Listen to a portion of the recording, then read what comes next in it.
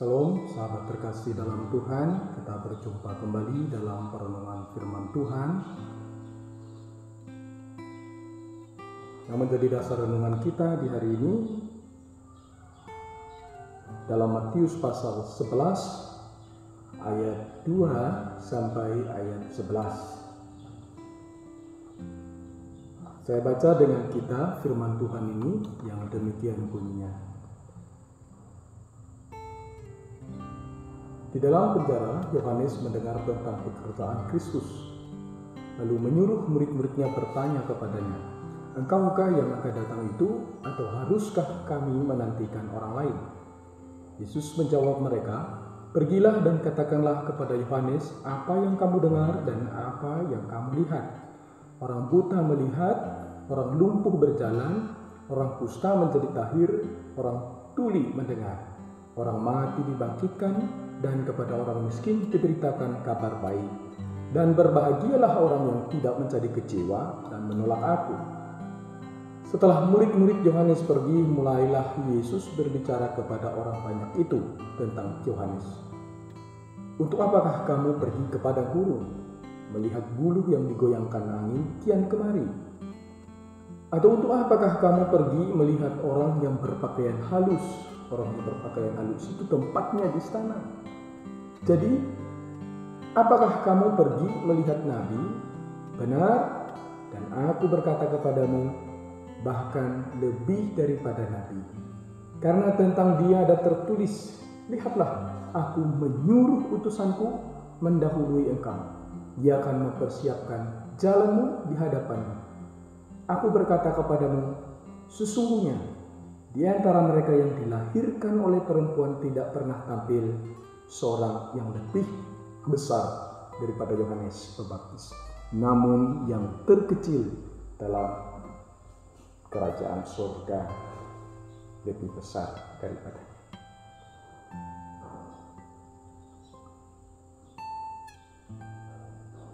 Aku berkata kepadamu, sesungguhnya di antara mereka yang dilahirkan oleh perempuan tidak pernah tampil seorang yang lebih besar daripada Yohanes Pembaptis.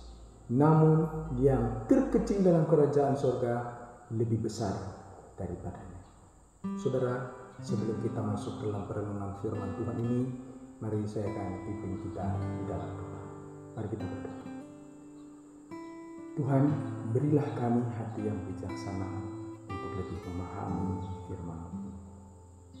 Tolonglah kami, hadirlah dalam jiwa raga kami, berilah ketenangan hati bagi kami, sehingga firman-Mu bisa bermanfaat bagi kami untuk mendewasakan kami, untuk membawa kami hidup lebih dekat kepada Tuhan.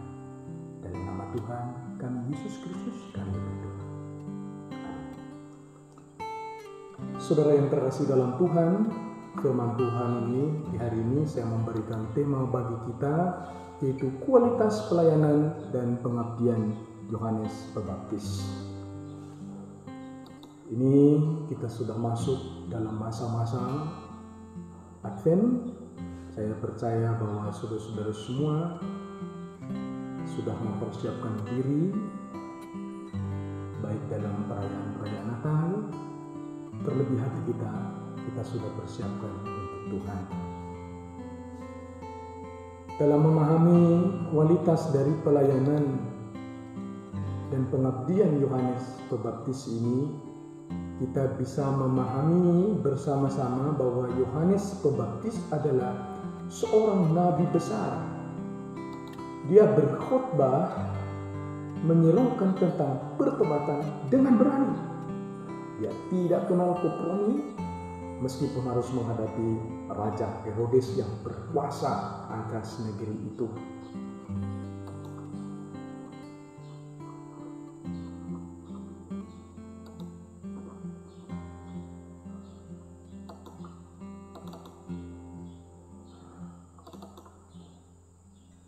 Yohanes Pembaptis dipenjarakan karena berani menegur Herodes Antipas yang menikahi istri saudaranya.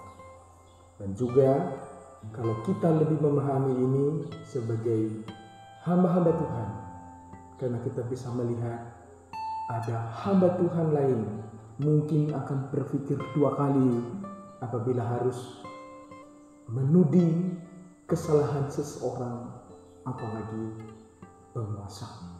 Demikianlah kualitas dari pelayanan dan pengabdian Yohanes Pembaptis ini. Dia bisa menegur kesalahan tanpa memandang jabatan dan akibat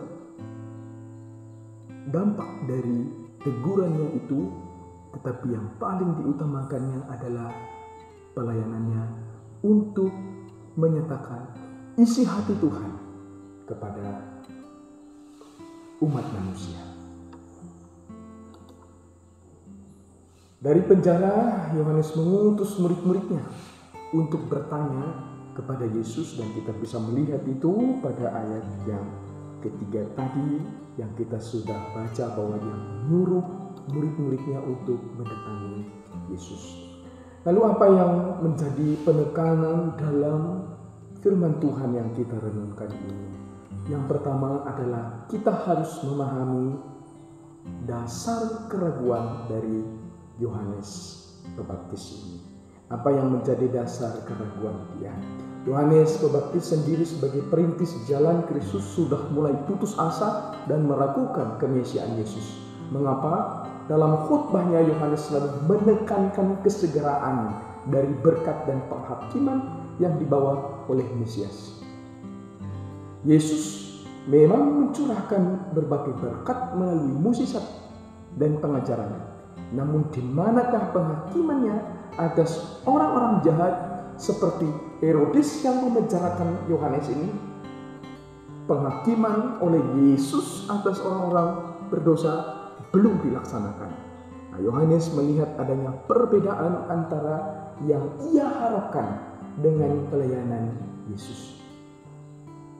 Inilah yang membuat Yohanes ragu dan putus asa.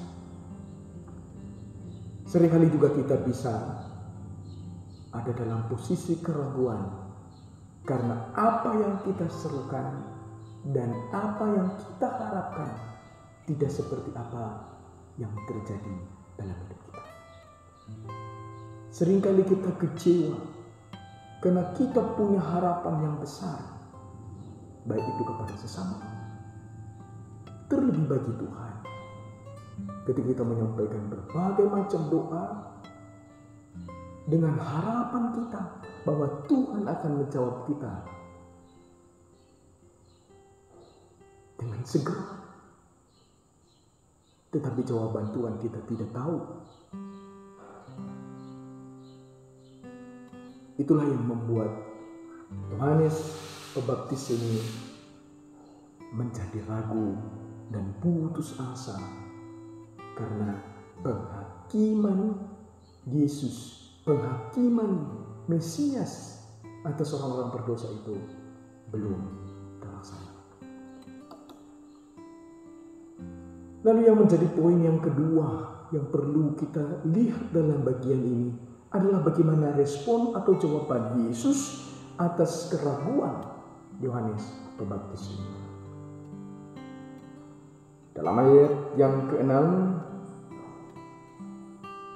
dia berkata, "Berbahagialah orang yang tidak mencari kecewa dan menolak aku." Yesus menentang baik Yohanes maupun orang percaya setelah zamannya untuk mengevaluasi kembali pengharapan mereka tentang Mesias. Dengan terang pelayanan Yesus dan penggenapan firman Tuhan yang ia kerjakan dan kemudian menyelaraskan pengharapan dan iman mereka kepada dia, Yesus masih memuji Yohanes sebagai nabi terbesar dari semua nabi yang pernah ada. Khotbah Yohaneslah yang paling jelas berbicara tentang Mesias. Yohanes sebagai seorang nabi yang memiliki prinsip yang teguh dan praktikkan gaya hidup sederhana, serta mengabdikan diri kepada tugas kenabiannya dengan setia.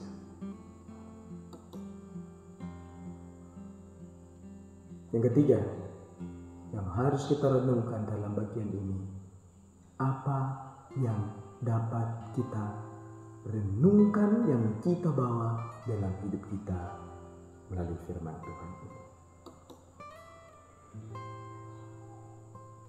Yesus mengerti kelemahan hamba-hambanya. Bila kita dalam kebimbangan dan kecewa, kita tidak usah merasa malu dan berdosa. Hal itu manusiawi. Tuhan Yesus mengerti dan mengasihi kita. Kita orang percaya juga memiliki posisi yang sama dengan Yohanes Pembaptis ini. Kita diberi tugas dan tanggung jawab untuk mempersiapkan kedatangan Yesus kedua kali ke dalam dunia ini. Kita harus berani menyerukan berita pertobatan, tidak kenal kompromi dengan berita yang menyenangkan telinga. Yesus akan memuji kita apabila suara kenabian setia kita perdengarkan di tengah dunia yang bobrok ini. Tuhan Yesus memberkati kita semua.